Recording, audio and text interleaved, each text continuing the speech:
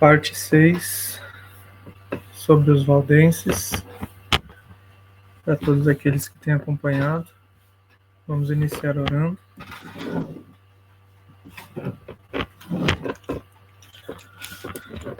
Pai do céu, pedimos a mente de Cristo, pois o homem natural não compreende as coisas do Espírito de Deus. Precisamos do Espírito Santo. O Senhor diz que se nós que somos maus sabemos dar boas coisas aos nossos filhos, quanto mais o Pai Celestial nos dará o Espírito Santo a todos os que o pedem. Obrigado por nos ouvir neste importante estudo, em nome de Jesus, amém.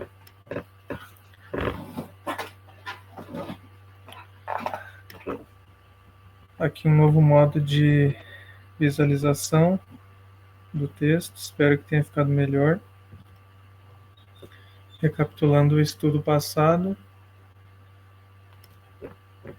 os valdenses eles estavam lá nos vales inicialmente, depois quando as coisas ficavam mais difíceis nas montanhas, porém eles sabiam do dever de compartilhar essa luz que eles viviam e que ela era tão boa que em situações tão extremas dava a eles mais felicidade do que aqueles que estavam, entre aspas, com maiores vantagens lá nos vales, nas casas, nos castelos, com água próxima, ali próximo de rios, com mais frutas, mais ajuda humana, e eles lá isolados. Mas essa luz que eles tinham dava algo que esses outros não tinham, a real felicidade. O texto que nós vamos continuar vai ser aqui, os valdenses. Então eu vou comentar alguma coisa. Os valdenses ansiavam por partir a estas almas famintas o pão da vida, revelar-lhes as mensagens de paz das promessas de Deus e apontar-lhes a Cristo como a única esperança de salvação. Tinham por falso a doutrina de que as boas obras podem expiar a transgressão da lei de Deus. Até hoje o catolicismo ele carrega isso, lembrando que mesmo tendo passado tanto tempo, Roma ainda continua sendo a mesma. Então, boas obras, ou seja, a Bíblia deixa claro que não tem como você fazer boas obras porque ninguém é bom. E se alguma obra boa realizada pelo ser humano, foi Cristo que realizou nela. A confiança nos méritos humanos faz perder de vista o amor infinito de Cristo. Esse é o resultado. Jesus morreu como sacrifício pelo homem, porque a raça caída nada pode fazer para se recomendar a Deus. Então imagina, fica até estranho. Por que Jesus morreu, sendo que eu posso fazer boas obras e meus pecados serem perdoados?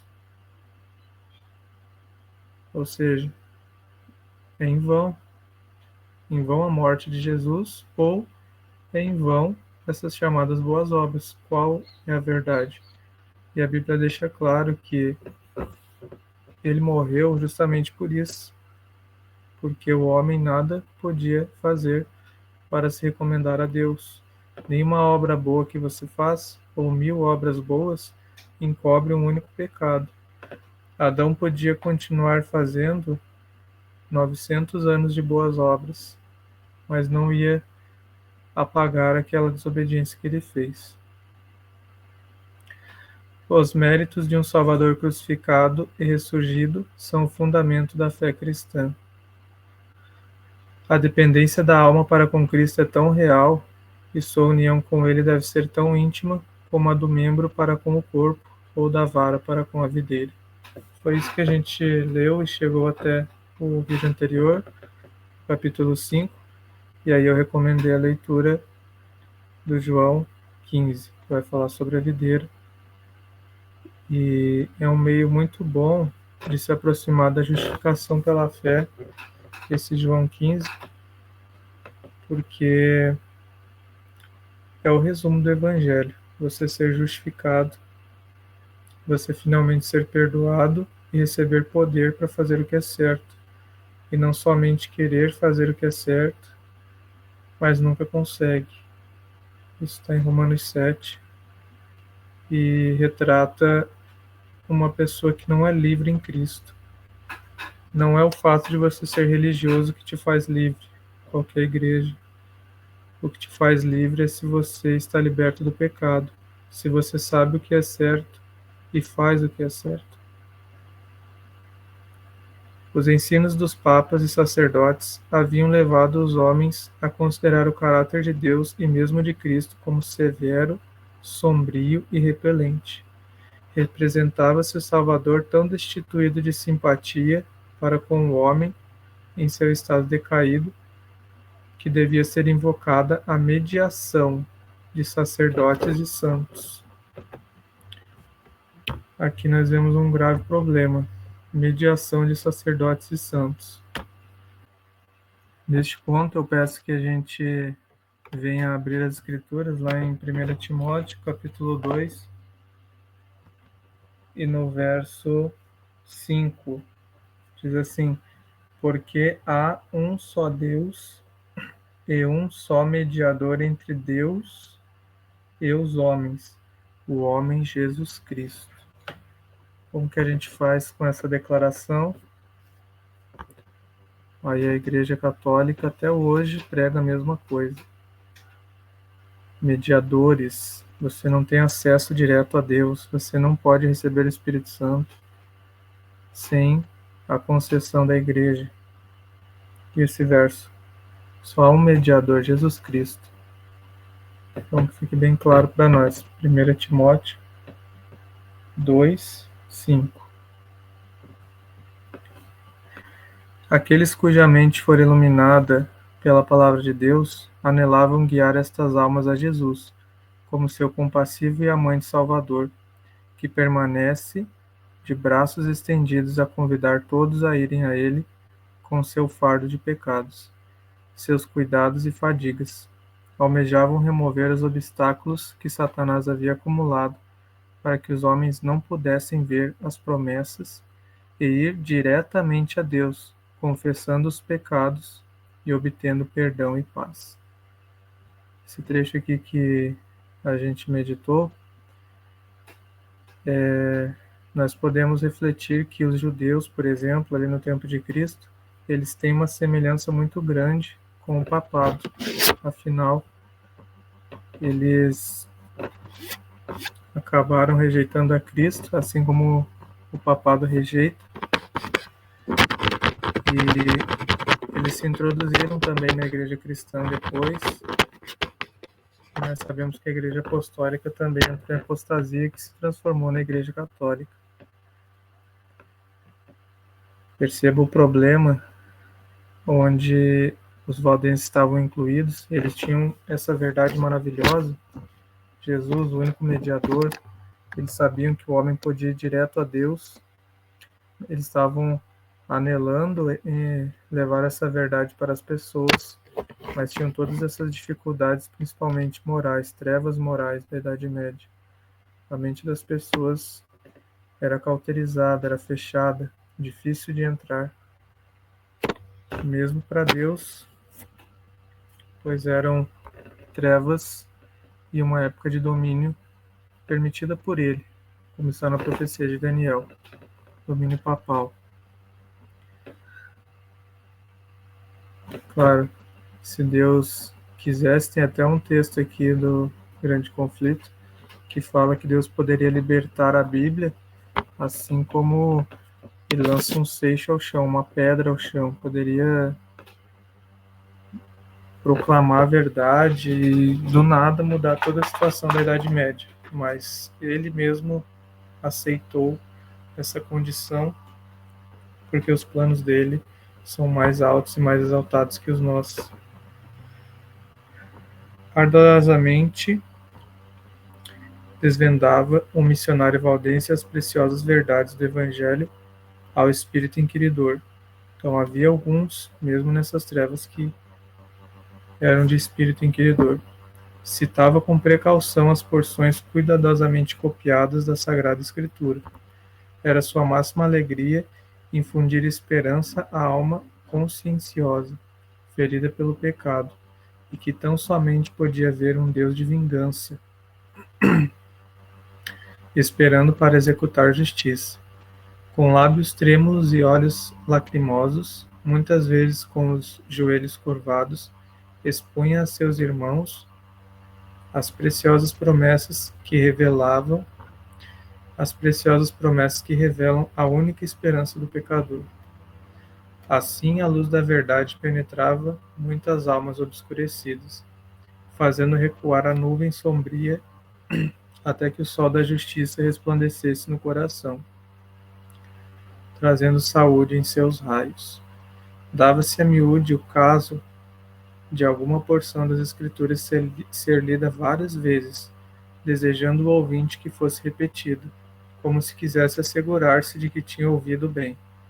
Em especial, se desejava, de maneira ávida, a repetição dessas palavras: o sangue de Jesus Cristo, seu Filho, nos purifica de todo pecado.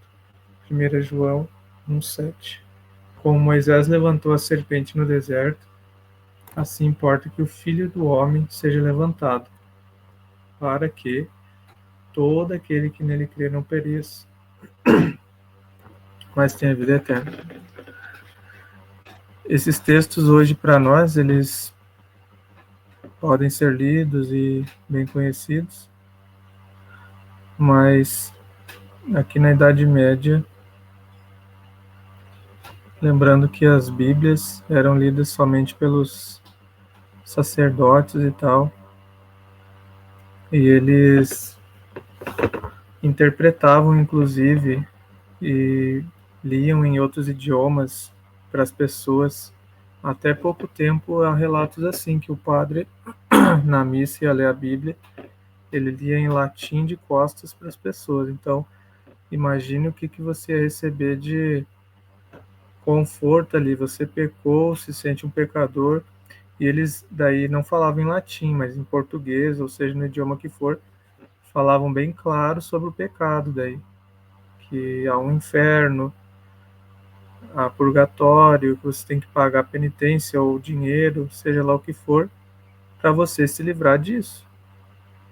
Então imagine que desgraça para a pessoa que passava por essas coisas. Não tinha uma palavra de encorajamento, não tinha uma esperança, a não ser homens mortais dizendo que se você pecou, que todos pecaram, você tem problemas. E retratavam Deus de forma terrível. Muitos não se iludiam em relação às pretensões de Roma. Olha, então havia pessoas que pensavam, mesmo na Idade Média, viam quão vã é a mediação de homens ou anjos em favor do pecador, raiando-lhes na mente a verdadeira luz, exclamavam com alegria: Cristo é meu sacerdote, seu sangue é meu sacrifício, seu altar é meu confessionário. Confiavam-se inteiramente aos méritos de Jesus, repetindo as palavras: sem fé é impossível agradar-lhe. Nenhum outro nome há dado entre os homens pelo qual devamos ser salvos. Veja que o próprio romanismo hoje em dia, eles não... Se você ler esses versos aqui, eles não vão tentar questionar e dizer que está errado, porque eles não se baseiam só na Bíblia.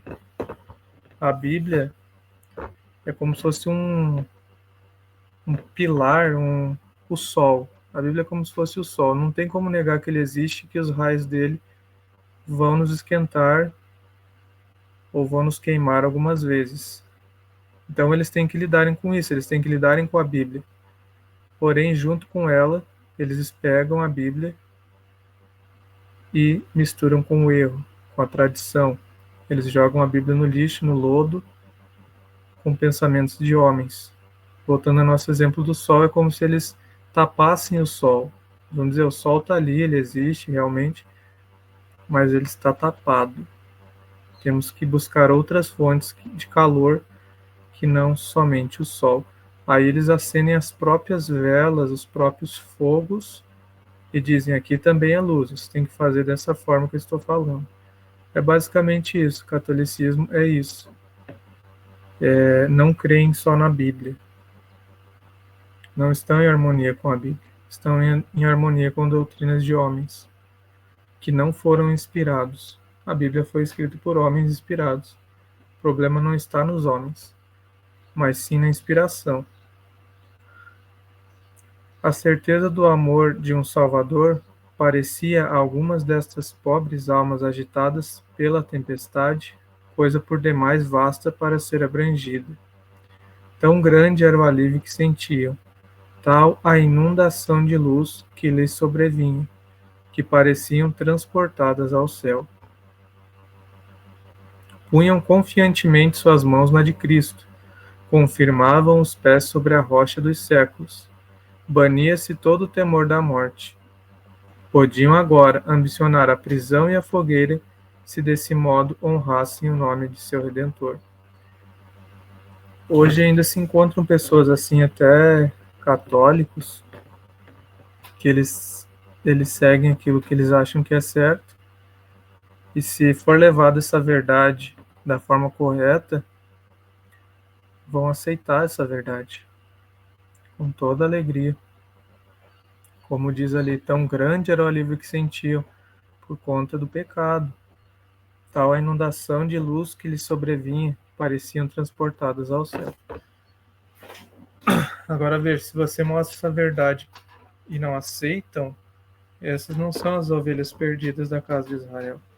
Nós temos que achar esses, que independente da igreja que eles sejam, quando você mostra a luz, a verdade, eles não vão permanecer naquilo.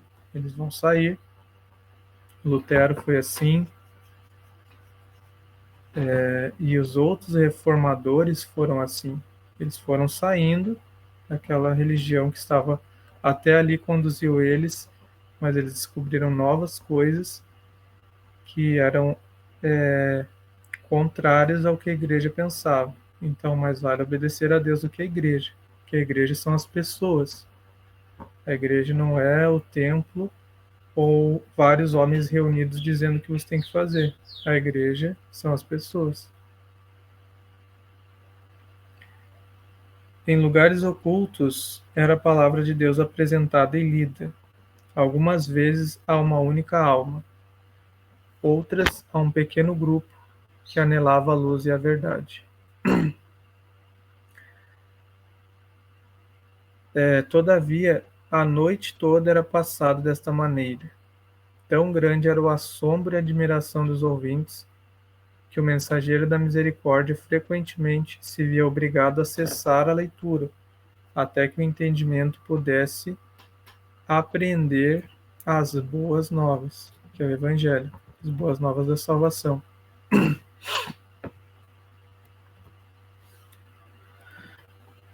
Era comum proferirem-se palavras como estas: aceitará Deus em verdade a minha oferta? Olhar-me-á benignamente? Perdoar-me-á ele? Lia-se a resposta: vinde a mim todos os que estáis cansados e oprimidos, e eu vos aliviarei. Mateus 11, 28. A fé se apegava à promessa, ouvia-se a alegre resposta. Nada mais de longas peregrinações, nada de penosas jornadas aos relicários sagrados. Posso ir a Jesus tal como estou, pecador e ímpio, e ele não desprezará a oração de arrependimento. Perdoados te são os teus pecados. Os meus pecados, efetivamente os meus, podem ser perdoados. Lembrando que a maioria do mundo não vai ser assim. A maioria se contenta com o catolicismo, com os relicários.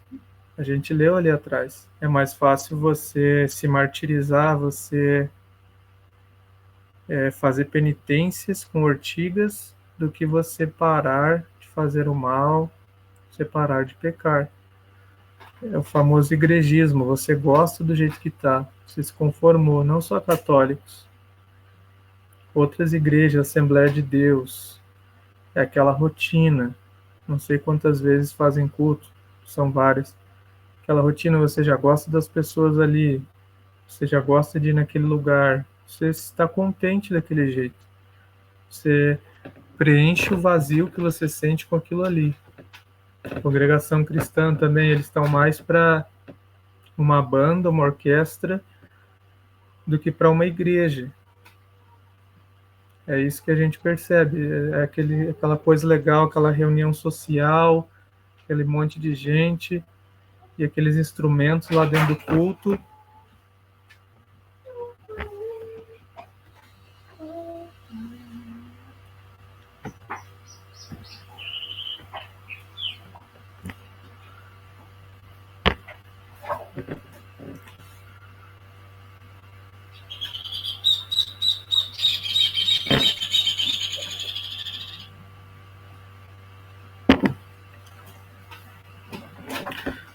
Mas uma grande questão que a gente percebe é que o caráter de Cristo, em 99% das vezes, não está nessas pessoas. Continuam com as mesmas disposições mundanas, briguentos, ressentidos, falam mal, se estressam, mentem, enganam, cobiçosos, a mesma coisa. E nós sabemos que Mateus 24:14 diz que, vou abrir aqui, ó, Mateus 24:14. Todas essas pessoas de todas essas igrejas, elas professam, igrejas evangélicas, aguardar sim a volta de Jesus, cantam em hinos. Mateus 24:14. E este evangelho do reino será pregado em todo o mundo, como testemunho para todas as nações, e então virá o fim. Então é triste, eles pensam que estão pregando o evangelho, mas sabe qual que é o verdadeiro evangelho? O verdadeiro evangelho está lá em Colossenses. A gente percebeu ali que só quando o evangelho for pregado é que Jesus vai voltar. E eu sei que há centenas de milhões de pessoas enganadas achando que está sendo pregado o evangelho. E a gente acaba caindo nesse ponto que então quem é o culpado? Por que essa demora? Daí o problema é de Jesus, ele que não quer voltar. As igrejas estão ali, está sendo pregado, mas ainda não é a hora. A hora que ele vir, veio. Não é assim.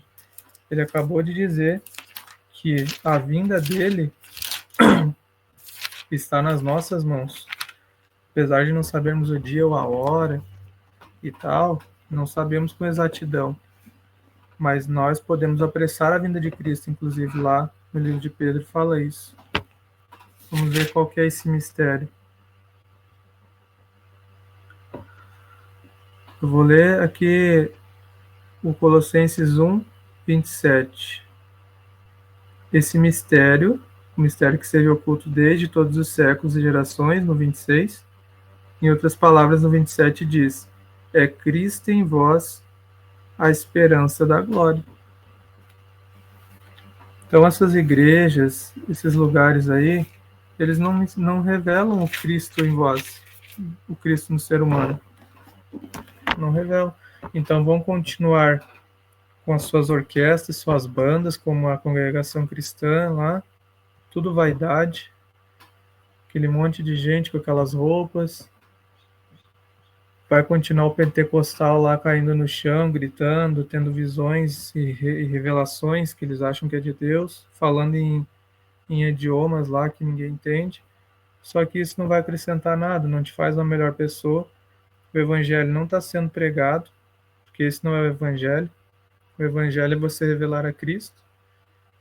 E o mundo vai continuar do jeito que está. Adventista, a mesma coisa, né? Já são praticamente evangélicos, negando que Cristo veio em carne, se assemelhando cada vez mais ao mundo, negando o dom profético. Jesus não vai voltar assim. Só vai voltar quando o evangelho for pregado. E o evangelho é isso, vitória sobre o eu. E não só em palavras. Isso tem que ser mostrado em prática. Cristo em vós, a esperança da glória. Tem até um versículo em Romanos aqui, que ele é muito legal, que fala o que é que a natureza espera.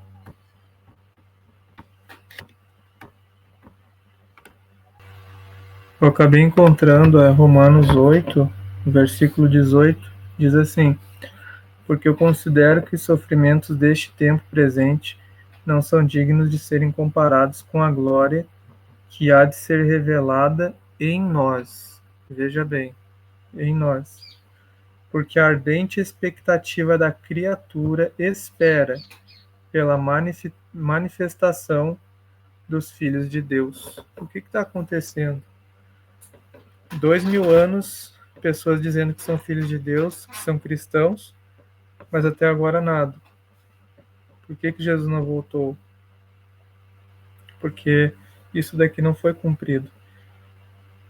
Os filhos de Deus são aqueles que obedecem, que guardam os mandamentos, e nós só vamos conseguir fazer isso através da fé na palavra de Deus. Fé na palavra de Deus significa levar a sério o que Deus falou. Nós nos preocupamos muitas vezes com várias coisas, mas a maior preocupação, a maior doença que nós temos é o pecado. E se nós fôssemos estudar o Romanos, que não vai ser o caso, nós íamos perceber isso claramente. Aquele que está em Cristo, pecado e Cristo são antagônicos. Não tem como você ser um filho de Deus e estar no pecado. É errado isso. Não tem como trevas e luz habitarem no mesmo lugar. Para que os filhos de Deus sejam manifestados, eles precisam revelar Cristo em vós. Por isso que as pessoas não têm interesse na nossa religião, os parentes, os vizinhos, porque eles não veem nada de atrativo. Mudou uma roupa, mudou a comida, mudou isso, mudou aquilo, tudo exterior. Mas o interior ainda é o mesmo. Então essas pessoas percebem. Não é possível seguir a Bíblia, tá vendo? Não tem como. Por isso que eu não me torno crente. Porque o crente é igual a mim. O mesmo problema dos judeus. Achavam que eram bons, mas eram como os gentios. O apóstolo Paulo aqui no Romanos vai dizer qual que é a diferença em relação aos gentios. Ele fala que não tem diferença. Todos estão debaixo da lei. Todos estão condenados. Todos precisam nascer de novo. Mas enfim, continuando aqui com os valdenses,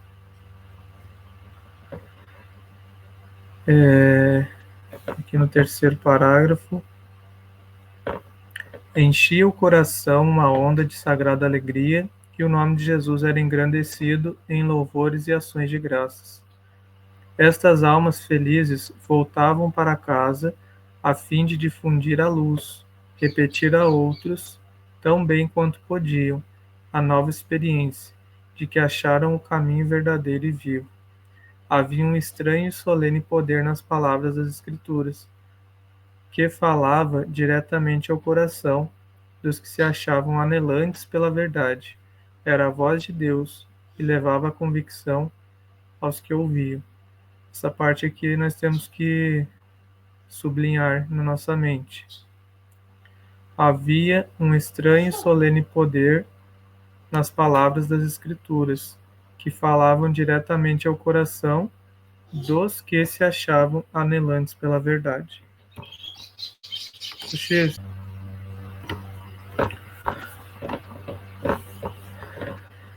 O mensageiro da verdade continuava o seu caminho, mas seu aspecto de humildade, sua sinceridade, ardor e profundo fervor eram assuntos de observação frequente.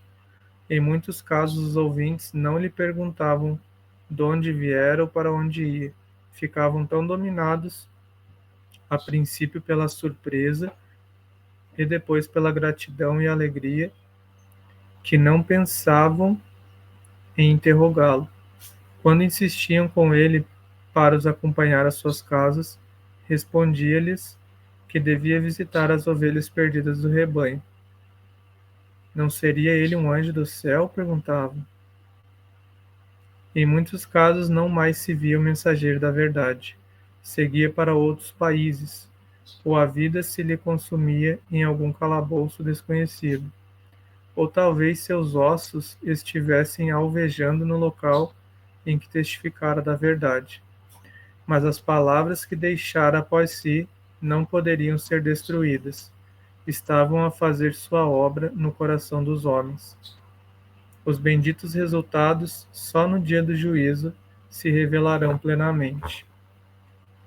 Veja que fidelidade do mensageiro da verdade, o valdense. E todas essas qualidades que eles demonstravam aqui, ó, que a gente leu, seu aspecto humilde, sinceridade, ardor e profundo fervor, eram assuntos de observação frequente. Então veja que o missionário ele ia com Cristo habitando nele e isso fazia efeito. Olha, eles não tinham vídeos naquela época, eles não faziam mega cultos, nada disso.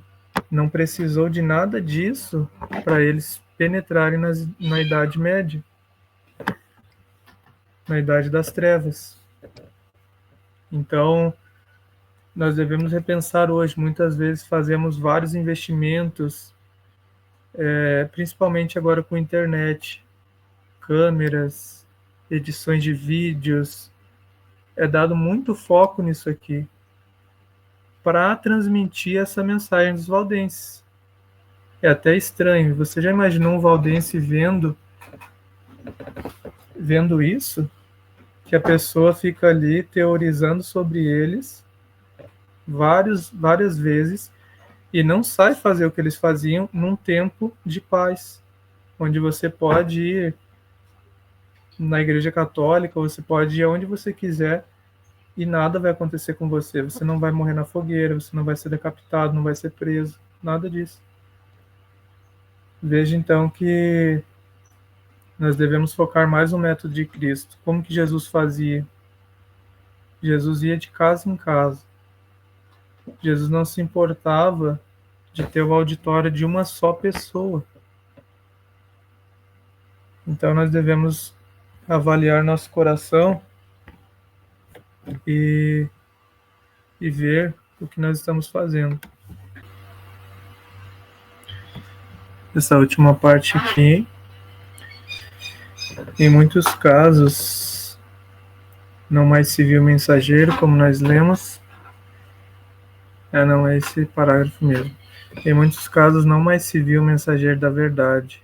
Seguia para outros países, ou a vida se lhe consumia em algum calabouço desconhecido. Ou talvez seus ossos estivessem alvejando no local em que testificara da verdade. Mas a palavra que deixara após si não poderia ser destruída. Estavam a fazer sua obra no coração dos homens. Os benditos resultados, só no dia do juízo, se revelarão plenamente. Os missionários valdenses estavam invadindo o reino de Satanás. E os poderes das trevas despertam para maior vigilância. Todo esforço para avanço da verdade era observado pelo príncipe do mal. E ele excitava os temores de seus agentes. Os chefes papais viram grande perigo para a sua causa no trabalho destes humildes itinerantes. Se fosse permitida a luz da verdade resplandecer sem impedimento, varreria as pesadas nuvens de erro que envolviam o povo. Haveriam de dirigir o espírito dos homens a Deus unicamente, talvez destruindo afinal a supremacia de Roma. Então, olha só, tantas igrejas hoje, tantos protestantes hoje, mas não fazem nem um centésimo do que essas pessoas faziam, indo de casa em casa, de forma simples, sem vangloriar a si mesmo, sem desejo de supremacia, que esse é um perigo grandioso que a gente corre na internet. O Ministério A, o Ministério B, fulano lançou um clipe, agora estão lançando aí clipes sobre os versos bíblicos, né? Perigoso isso aí. Eu acredito que deve aparecer é Cristo e não nós. E fica essa disputa na internet, quem é o melhor, quem é o maior. É um risco que corremos. Que tal um trabalho anônimo, mas o céu está vendo. Muitos entram nessa questão, mas tem que divulgar o seu trabalho, quem é que vai ver? Se for para arrecadar alguma coisa, eu até entendo, mas ficar mostrando a si mesmo, exaltando a si mesmo, isso realmente não vai fazer diferença para Roma, não vai fazer diferença no reino de Satanás. Só vai nos colocar em desvantagem. A própria existência deste povo, mantendo a fé da antiga igreja, era testemunho constante da apostasia de Roma, e, portanto, excitava o ódio e perseguição mais atrozes. Sua recusa de renunciar às Escrituras era também ofensa que Roma não podia tolerar. Decidiu-se, ela, a exterminá-los da terra. Começaram, então, as mais terríveis cruzadas contra o povo de Deus, em seus lares montesinos. Puseram-se inquisidores em suas pegadas, e a cena do inocente Abel tombando ante o assassino Caim repetia-se frequentemente. Muitas vezes foram devastadas as suas férteis terras, destruídas as habitações e capelas, de maneira que onde houvera campos florescentes e lares de um povo simples e laborioso, restava apenas um deserto. Assim como o animal de rapina se torna mais feroz provando sangue, a ira, a ira dos sectários do Papa acendia-se com maior intensidade com o sofrimento de suas vítimas. Muitas destas, testemunhas da fé pura, foram perseguidas através das montanhas e caçadas nos vales em que se achavam escondidas, encerradas por enormes florestas e cumes rochosos.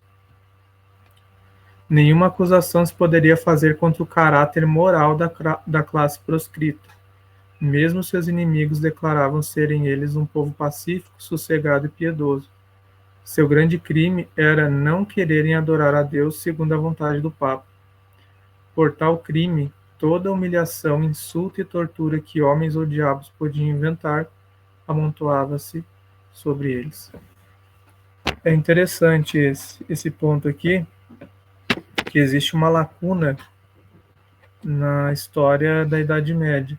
Se você for para uma escola, por exemplo, mundana, onde o sistema é jesuíta e papal, qual história você acha que você vai ouvir da Idade Média? Você vai ouvir homens ímpios matando uns aos outros, enganando, mentindo, roubando terras de índios, por exemplo, e isso sendo chamado de progresso. Então, esse país que nós moramos, por exemplo, foi um país tomado à força de pessoas que já moravam aqui, pessoas bem mais ignorantes que já moravam aqui. Então, é isso que você estuda na escola. No ano de 1500, em vez de você aprender sobre a Reforma Protestante, você aprende esse tipo de besteira que você nunca vai usar. Então, aqui, irmãos, mais uma vez a necessidade, se você tem amor ao próximo, se você tem amor ao seu filho ou filho do seu irmão que vai na igreja, ou filho do seu parente, irmão que eu falo, irmão da igreja, não necessariamente irmão de sangue. É por isso que Deus nos chama a preparar um povo, como João Batista, preparar um povo para a vinda de Cristo. Jesus não vai voltar sem que ele tenha um povo de selados, de pessoas que são confiáveis para ele levar para o céu. E que tal essa preparação, se nós prepararmos um local, por exemplo, para que desde criança a pessoa já esteja ali num ambiente cristão, que ela não vá para a escola mundana aprender sobre como matamos os índios para roubar o Brasil, ou matamos os índios para entrar na América. Intrigas de homens, sangue, e esse tipo de coisa chamando de conquistas, ateísmo, Darwin, evolucionismo, entre outras atrocidades. Que tal nós nos esforçarmos nesse caminho e praticar, não somente concordar intelectualmente, não somente dizer a verdade, essa obra precisa ser feita, mas colocar a mão de alguma forma. Ore a Deus e pergunte a Ele o que você pode fazer para ajudar. As escolas missionárias, desde os tempos de Samuel, nós já ouvimos isso. Desde os tempos de Samuel, já existiam, de Eliseu, desde os tempos de Eliseu, já existiam essas escolas. Então, para você ver que a apostasia já existia naquele tempo, com certeza. E foi por meio dessas reformas que foram feitas, por exemplo, que Daniel teve a possibilidade de ter instruções, Ananias, Misael, Azarias, para serem fiéis lá em Babilônia. Senão eles seriam mais 4 na multidão, mais 4 que teriam se ajoelhado à estátua de Nabucodonosor. Vamos pensar nesse assunto, sobre as escolas com carinho. Se eu pudesse, se eu tivesse tempo, eu gravaria um vídeo sobre todos esses assuntos, vários vídeos, mas eu acredito que cada um também deve estudar por si mesmo, buscar por si mesmo. Assim como eu consigo encontrar conhecimento, você também consegue. Se precisar de alguma dica, algum que eu encurte um pouco o caminho, dizendo tal livro se encontra aqui e ali, tudo bem. Mas não será necessário, na verdade, eu não consigo revelar todas essas coisas. É muitas coisas para que eu possa estar falando. Então, estou concentrado aqui no grande conflito e a gente vê que todos esses princípios já existem nesse livro. Os valdenses, como a gente viu, eles fizeram escolas, eles afastaram seus filhos do papado. Outros que eram valdenses ficaram lá nos vales, aceitaram aquilo que o papado colocou, e dessa forma filhos ímpios, às vezes até esses filhos indo lá matar os valdenses, os próprios irmãos que estavam nas montanhas, com a ideia de que eles estavam errados, e os valdenses então rejeitaram todos os confortos do mundo em prol de sua família, em prol da verdade. E eles enviavam seus filhos, então, como nós vimos, depois da preparação, e olha o efeito que fazia contra Roma. Olha, vou ler aqui de novo. Se fosse permitida a luz da verdade resplandecer sem impedimento, varreria as pesadas nuvens de erro que envolviam o povo. Haveria de dirigir o espírito dos homens a Deus unicamente, talvez destruindo afinal a supremacia de Roma. Você acha que seu filho ele vai conseguir fazer isso daqui estudando na escola pública, no domingo, no sábado, indo fazer trabalho missionário? Não. Você acha que seu filho vai conseguir fazendo isso, você colocando ele na escola da Igreja Batista, na escola da Igreja Adventista, na escola da Igreja da Assembleia, na escola da Igreja Metodista? Não vai conseguir. É desse tipo de educação aqui que ele precisa. Como a gente leu atrás, dificuldade, economia, árduo serviço, trabalho físico, muita Bíblia e perseguição, eis os remédios que o homem precisa para que ele seja uma pessoa fiel. Então, precisamos meditar sobre isso. Sejamos praticantes das palavras, não somente ouvintes descuidados, ficar ouvindo isso daqui, sabe, não levando para frente. É como se fosse em vão que eu estivesse fazendo. Eu preciso da colaboração de vocês. Eu preciso que o mistério de Deus seja revelado em vocês, seja revelado em nós. Porque eu quero que Jesus volte. Eu não gosto de viver nessa terra. Eu acredito que todo cristão verdadeiro se considera um cidadão celestial. Ele não almeja nada aqui, não sonha nada aqui, não pensa que o filho dele tem que fazer faculdade mundana para se tornar mundano. Ele não pensa nada disso. Ele pensa como os valdenses pensavam, porque se o mesmo espírito que estava neles estiver em nós, passe o tempo que for, anos 2000, anos 3000, nós vamos ter a mesma mente, porque é o mesmo Cristo que nos dirige. Aqui nós vemos então que Não se podia fazer acusação contra eles, nem os inimigos faziam, a não ser coisas que os inimigos consideravam erradas. E aqui nós vamos ler já as partes finais que, infelizmente, os inimigos decidiram então usar um artifício, que o argumento, quando não funciona, Roma usa a força, a espada. Por isso que nós apoiamos a separação da igreja com o Estado. A igreja não tem nada a ver com o Estado.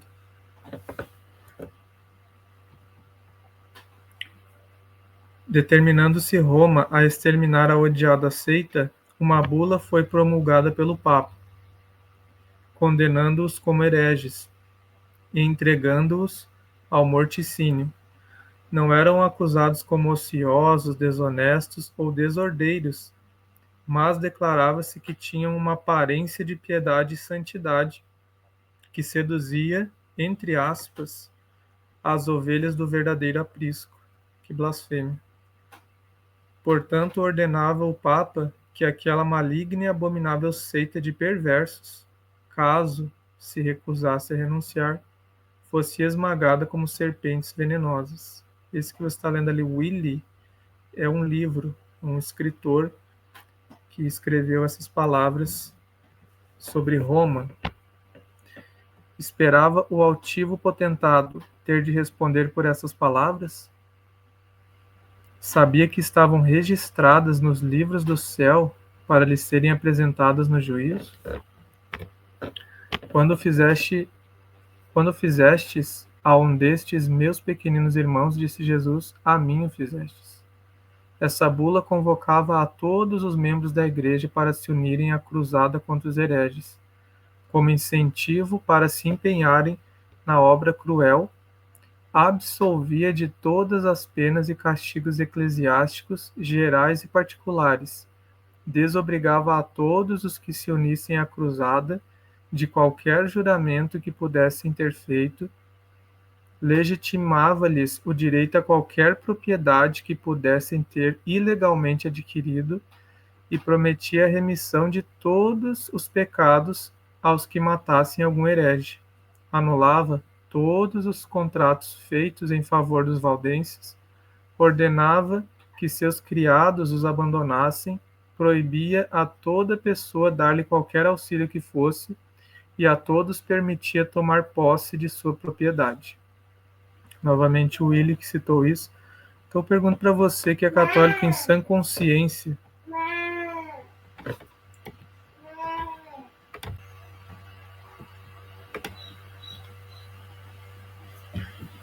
então depois de uma descrição terrível como essa, você dizendo que é cristão, seja qual cristão for, qual igreja, em sã consciência, isso daí tá certo? Mandar matar as pessoas e roubar as terras deles, roubar tudo que pudesse ser ilegalmente adquirido, pedir para que as pessoas que trabalhavam para os valdenses abandonassem, fosse proibido dar qualquer auxílio que fosse, e era permitido a todos tomar posse da propriedade deles. Olha, se isso é ser cristão, se isso é evangelho, e lembrem que isso veio bula papal, veio da Igreja Católica. E isso existe até hoje, essa igreja até hoje está aí. Mas por desconhecer as profecias, nós achamos que essa igreja mudou, que não é o caso. O Roma hoje se comporta dessa forma, porque em 1798 perdeu o poder, acabou a Idade Média ali. Senão, continuaria da mesma forma. Este documento revela claramente o espírito que o ditou. É o bramido do dragão e não a voz de Cristo que nele se ouve. Os dirigentes papais não queriam conformar seu caráter com a grande norma da lei de Deus, mas erigiram uma norma que lhes fosse convincente, que lhes fosse conveniente, e decidiram obrigar todos a se conformarem com a mesma, porque Roma assim o desejava. As mais horríveis tragédias foram encenadas.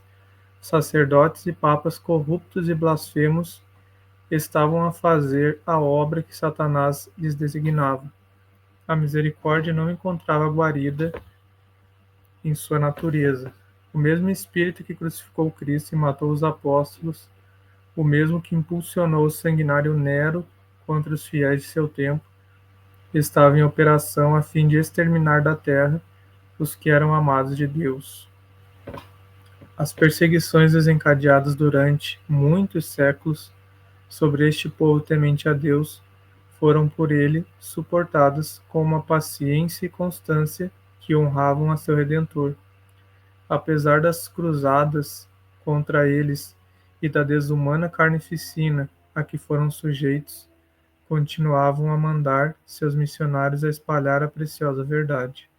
Eram perseguidos até a morte, contudo seu sangue regava a semente lançada, e esta não deixou de produzir fruto. Assim os valdenses testemunharam de Deus séculos antes do nascimento de Lutero. Dispersos em muitos países, plantaram a semente da reforma que se iniciou no tempo de Wycliffe. Cresceu larga e profundamente nos dias de Lutero e deve ser levada avante até o final do tempo por aqueles que também estão dispostos a sofrer todas as coisas pela palavra de Deus e pelo testemunho de Jesus Cristo. Isso está em Apocalipse 1:9. Amém? Finalmente terminamos o capítulo 4, foram 6 partes dos valdenses.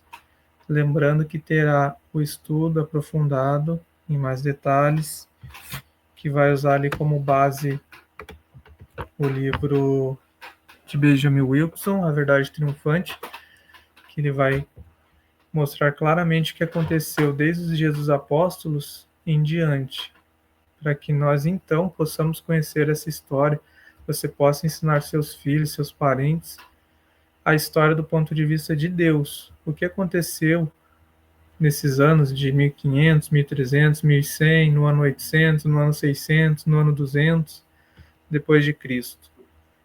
Essa história então vai ser preenchida pela verdade, pelos testemunhos que temos da verdade. Aqui eu achei interessante a última parte a ressaltar, que essa reforma ela deve ser levada avante até o final do tempo, por aqueles que também estão dispostos a sofrer todas as coisas, pela palavra de Deus e pelo testemunho de Jesus Cristo. Então a reforma não acabou. A reforma só vai acabar com a volta de Cristo. Ele vai ser o toque final, aonde serão expulsos os ímpios dessa terra, e essa terra então depois será renovada. Meu desejo é que você estude as Escrituras, estude o livro A Grande Controvérsia, acompanhe esses vídeos, compartilhe com as pessoas.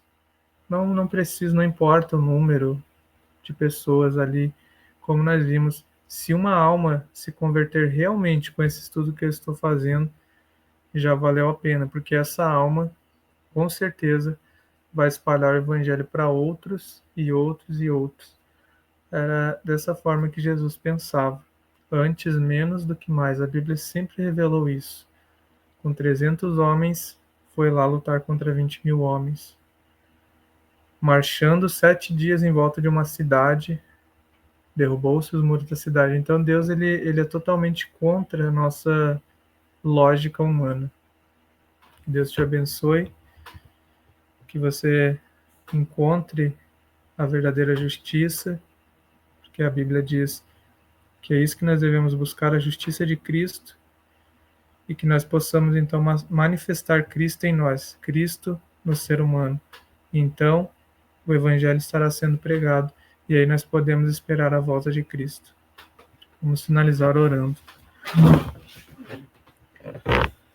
Obrigado, Senhor, por esse estudo, que o conhecimento que nós adquirimos intelectual seja agora discernido, mastigado, assimilado e usado na parte prática, pois todos aqueles que assistiram tem essa responsabilidade, será para eles vida ou morte.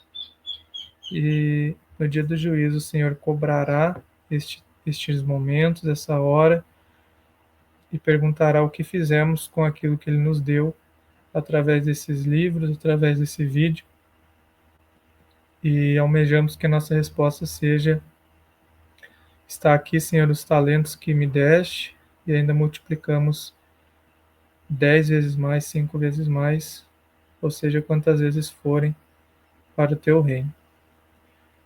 Em nome de Jesus. Amém.